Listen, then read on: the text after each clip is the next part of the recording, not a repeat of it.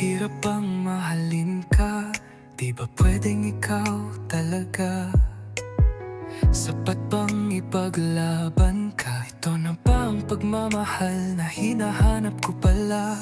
Ano ba dapat kong gawin para makalimutan mo ang aking pagkukulang din? Bakit ganito ang damdamin?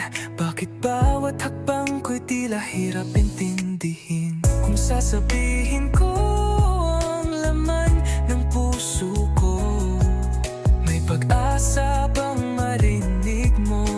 Mananatili lang akong tanong na walang sagot sa dulo. Tama bang mahalin ka kahit may mga salitang humahadlang pa?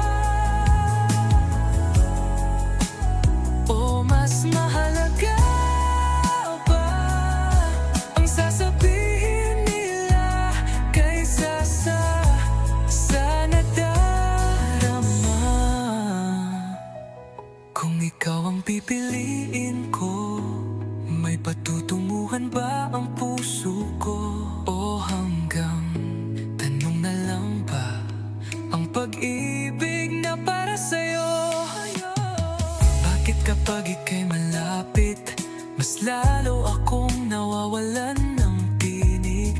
Bakit kapag ika'y nakangiti, parang lahat ng sakit ay kayang tiisin?